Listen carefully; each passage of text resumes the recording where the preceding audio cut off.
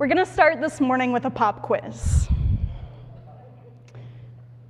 Can anyone tell me the mission statement of the Christian Church of Arlington Heights?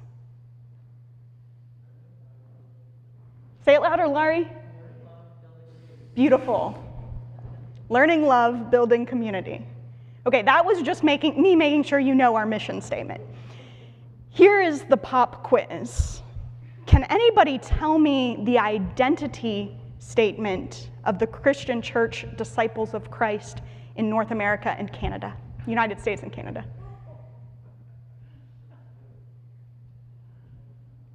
Anybody? It's a couple sentences.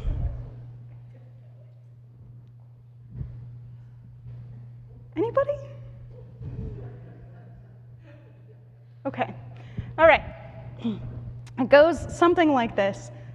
We are the disciples of Christ, a movement for wholeness in a fragmented world. We welcome all to the Lord's table as God has welcomed us. We are a movement for wholeness in a fragmented world. That is beautiful language. It is also a high aspiration. It is a big task. And it is a task that always reminds me of the scripture that we've just heard Pat read from the 22nd chapter of the book of Revelation. Now, I know you all have read Revelation, so you will probably remember that it is mostly a vision of a man named John of Patmos. And in this vision, John of Patmos sees a cosmic battle happening in which eventually God defeats the forces of evil in the world, though not before there's a lot of suffering on earth. But still, by the end of the vision, by the time we get to chapters 21 and 22, evil has been defeated, it is gone, and God has brought about a new heaven and a new earth for the people to live on. And in our chapter for today, an angel is giving John the tour. In the new heaven and the new earth, there is a city. And flowing down the center of the city from the throne of God, there is the river of life with water as bright as crystal, the text tells us. And on either side of the water is planted a tree. I imagine the tree kind of bridging the water. Its roots are that big. It is that big of a tree. And on that tree, there are 12 different kinds of fruit. A new kind of fruit for every month of the year. There is water, there is a tree, there is fruit, and then the text tells us the leaves of the tree are for the healing of the nations. The leaves of the tree are for the healing of the nations. Now, I think that this is either the most symbolic or the least symbolic passage in the entire book of Revelation, maybe both. Because as beautiful as the symbolism is, it also occurs to me that this angel seems to have a pretty clear grasp of the science of trees. Because here's the thing, trees do a lot of work. Not just for our planet, but also for humankind specifically. I assume that this tree growing across the river is already protecting the riverside from erosion in the way that trees do.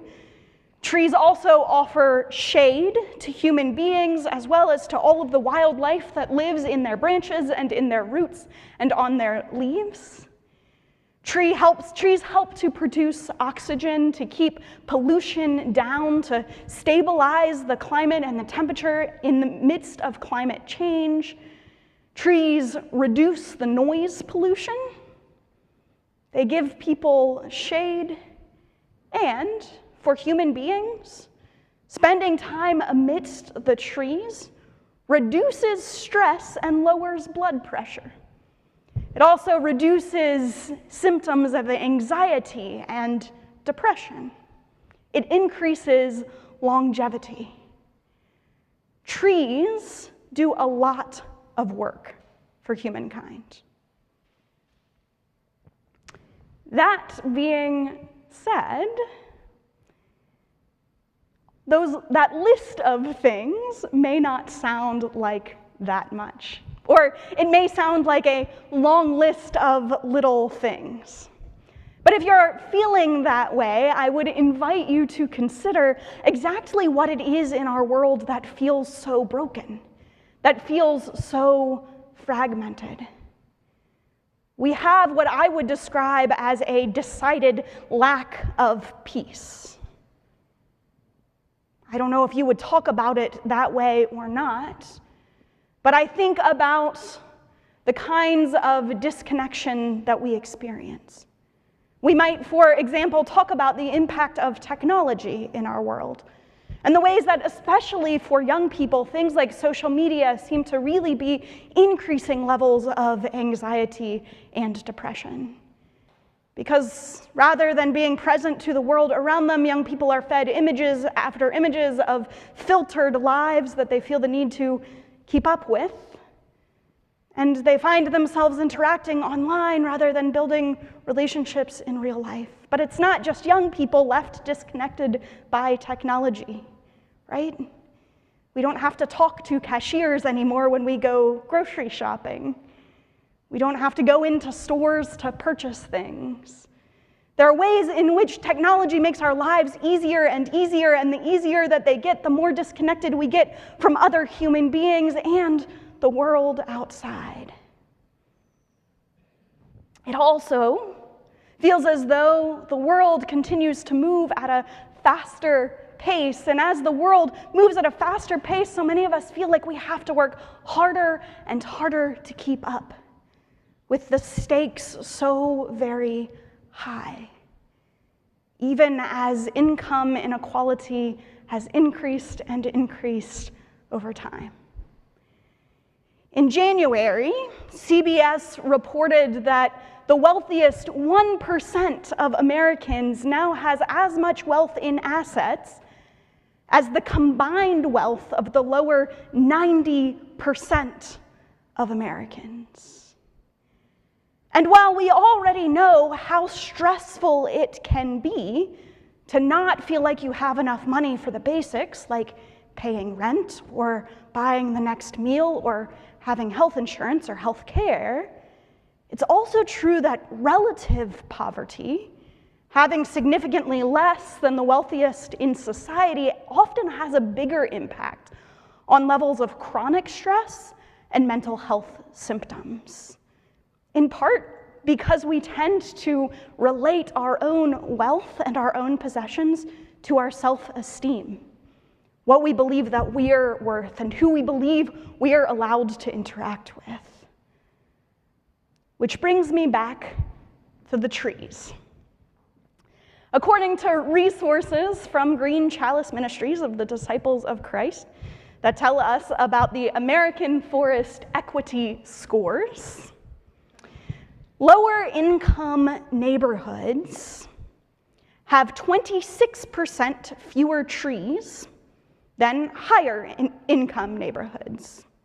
And one of the results of that is that they are often exposed to temperatures that are about 6 degrees higher because of the lack of shade.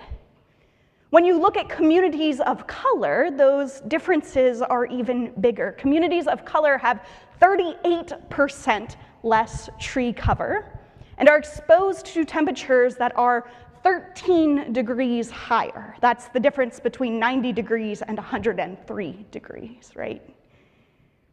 And all of this reflects the fact that often local governments are willing to invest in wealthier neighborhoods, planting trees, among other things, which then raises the property value in those neighborhoods, while leaving the property values in lower income neighborhoods to fall further behind. thereby increasing the disparity and the willingness to invest. Discrepancies like this exist not just for trees, but also for things like air pollution and having clean water for similar reasons. Now, all of that, I think, adds a layer of meaning to this image that we find in the book of Revelation. Because in Revelation, this tree is planted on both sides of the river, or we might say, both sides of the track. Revelation makes clear that God's creation is a gift for everyone, intended to be for the well-being of all humankind, and intended to be enough to sustain us all year round. There are 12 different kinds of fruit on this tree, fresh fruit, fresh food for everybody every month of the year, and humans don't even have to do anything to make it happen, except not cut the tree down. The fruit on this tree is a gift of God intended for the well-being of humankind. And human beings don't have to do anything to make it happen. We can forget sometimes in our culture that creation is a gift intended for the well-being of humankind. We can forget that we are not the ones making it happen. After all, we know how much work farming is, and we know how many industries are involved in creating what we talk about as food nowadays. We know how much goes into that process, and we can begin to forget that we weren't the ones who created the plants in the first place, and that we're not actually the ones making them grow.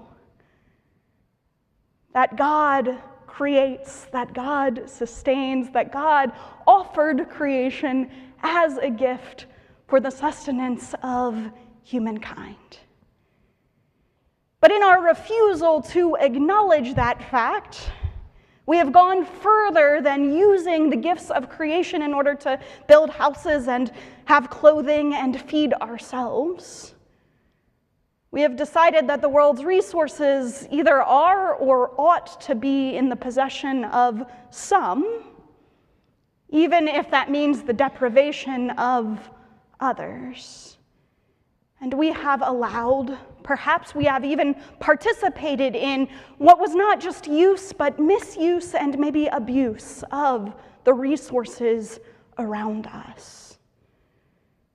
We have not acted as though creation was there for everyone. But the image in Revelation is clear. God offers natural resources on both sides of that river to all the people in the city for their well-being and their sustenance.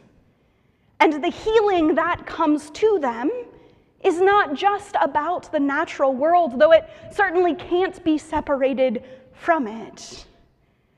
Because in this city, the city of God depicted in the book of Revelation, there is no need for stress or anxiety or depression, because there is no fear. That's what the 21st chapter of the book of Revelation tells us, that in the new heaven and the new earth, there will be no more death or fear or crying or pain, because God will dwell with the people and God will wipe away every tear. For the old things, Revelation tells us, the old things will have passed away. Now, there are some Christians, particularly those Christians who take the book of Revelation to be a literal description of the end of the world, who have what you might call the luxury of believing that because there will be a new earth, they don't need to do anything in particular about this earth. There are some Christians in the world who want to make the argument that this earth really doesn't have anything to do with God's goals, and that because God is going to give us a new one, it doesn't matter what we do with this one. That is a luxury that, if we want to call it that, we do not have. Not just because we tend to read Revelation a little bit differently, but also because we are disciples of Christ, a movement for wholeness in a fragmented world. As I said before, that's a big task. But we are not left to do it alone. In fact, we have a theory about how this is going to happen. Might even call it a faith. That's what it means to be disciples of Christ, after all, that we are students of Jesus. And the hope that we have is that in learning to live like Jesus, in learning to live as Jesus taught us to live, God's love is at work in the world, and we see its transforming power. Of course, Jesus offered a lot of guidance, but we know that at the heart of all that guidance, there are two commands that Jesus says sums it all up. Third question in the pop quiz. Can anybody tell me what they are? Yes, Kay Belt. Love the Lord with all your soul, mind, and strength, and yourself as well. Also, the second part of it is love your neighbor. There it is. Thank you. Love the Lord your God with all your heart, soul, mind, and strength, and love your neighbor as yourself. The text that we read as our call to worship today is a little bit of Jesus' elaboration on this commandment. He wants to make sure that his disciples get it right because there's been some misinformation out there. You have heard it said, Jesus begins, love your neighbors and hate your enemies. But I tell you, love your enemies and pray for those who persecute you, so that you will be children of your Father in heaven, who makes the sun to rise on the righteous and the unrighteous, and the rain to fall on the good and the evil. Here too, Jesus is declaring that creation itself, the rising sun, the falling rain, and I imagine the land on which it falls, this is a gift of God. And it's a gift of God that's given to everybody.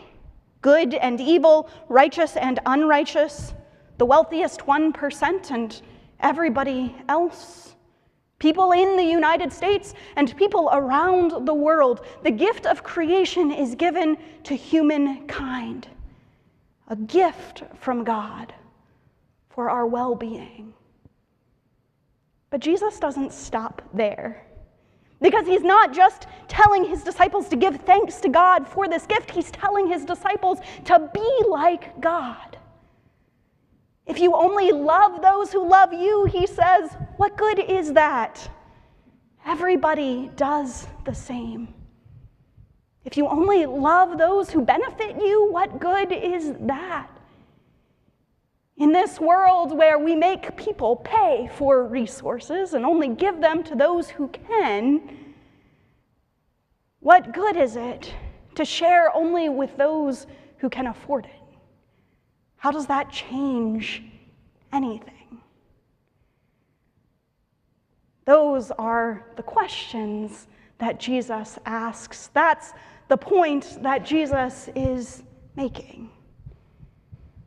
Be perfect as your Father in heaven is perfect, he says. It can be hard to love our enemies and pray for those who persecute us. And yet I wonder if it is even harder to love those whose lives happen at a distance. Those living in places we cannot see, who at best are images on the television and at worst become statistics to us. That's why I think it is no accident that here, as Jesus tells us to love our neighbors and all the people, all our neighbors, all humankind, these instructions are wrapped up with these words about creation. Because our care for creation is the way that we love people all over the earth. The choices that we make about what we will do with the natural resources around us affect not just us, but through economic decisions and policies, or decisions about how we'll use the resources we have, whether we will recycle and how we will minimize things like the use of plastic or of water. All of these choices affect people around this planet that we share. And not just today, but also in the generations to come. Our grandchildren and their grandchildren and their grandchildren. And friends, let me tell you, the people who will be living 50 or 100 years from now, they are the very definition of people who can't yet love us back. They are the people who can't benefit us, people we can't profit off of, and yet they are the people we are called to love as we care for creation. It is a difficult task to love those we can't yet see, whether because they are in other places on this planet or off in the future somewhere. And yet, I think if we will look at those trees, not just the one in Revelation, but the ones all around us, if we'll look at the trees as well as the water, if we'll think about where it comes from and where it's going, if we'll consider that the sky we see above us is the atmosphere that they see on the other side of the world, we will begin to understand just how interconnected we are. And if we will spend time in that nature, if we will spend time learning to be present with change that happens slower than our eye can see, noticing and seeing the natural beauty around us, showing up in real life for things that have no special effects, but fill us with a sense of peace and awe and wonder, if we'll spend time in creation, we will begin to see, to feel, to experience that peace that passes understanding. We will gain a sense of being part of something much bigger than ourselves. And if we will care for that creation, with the choices that we make and the things that we do, with the trees, the seeds that we plant, then we will begin to see the leaves of the trees are indeed for the healing of the nations. Amen.